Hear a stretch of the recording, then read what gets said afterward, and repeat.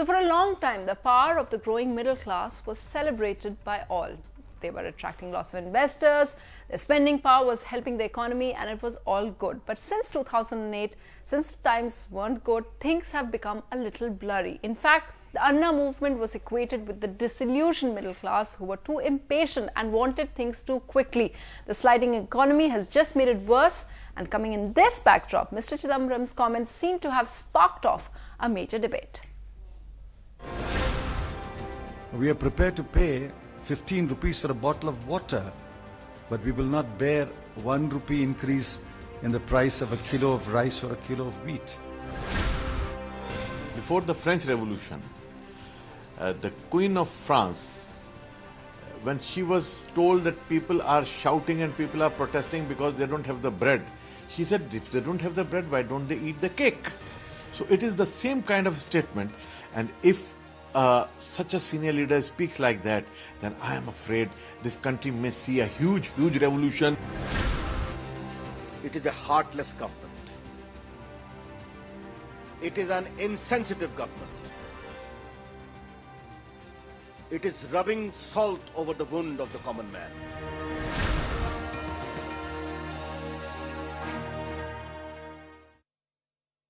So our panel this evening, we have Ajit Ranade, Chief Economist of the Aditya Birla Group. We also have Pawan Verma joining us on Skype live from Bhutan. He's the author of The Great Indian Middle Class. And we have Nikhil Day, social activist and activist for the Right to Food campaign. He joins us from Hyderabad. We also hope to have Tarun Vijay of the BJP on the show.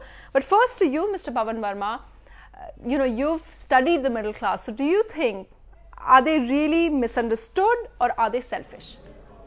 You see, the point is that the middle class has traditionally been more occupied with its own concerns, and it forgets the fact that there is an unacceptably large number of the poor in this country. In fact, the largest concentration of the poor anywhere in the world, including sub-Saharan Africa, are in India. So Mr. Chidambaram's comment initially should be understood in the context that in a country with such wide economic disparities, it's possible that perhaps those who are relatively more privileged can do a little more for those who are hopelessly poor. But my question is that today the middle class is not the middle class of the past. If you compute a middle class household as one which has an income between 20,000 rupees and 1 lakh rupees a month. In 1996, it was 25 million households. Today, it's 160 million households. And the projection is that by 2015, it will be in the vicinity of 250 million.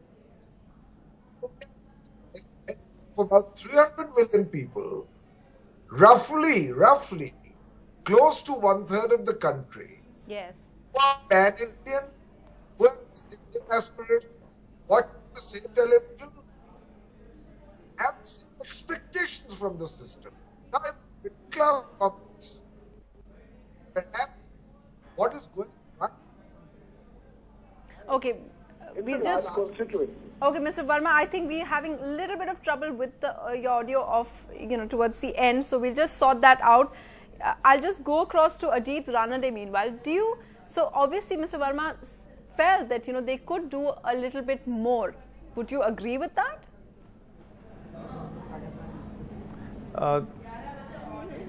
Mr. Verma was saying that the middle class, I didn't quite catch what he was saying towards the end, but is right that we use the word middle class as if it is self-evident. But if you ask anybody, are you poor, are you rich, or are you middle class? I think a large majority of Indians will self-declare themselves as middle class.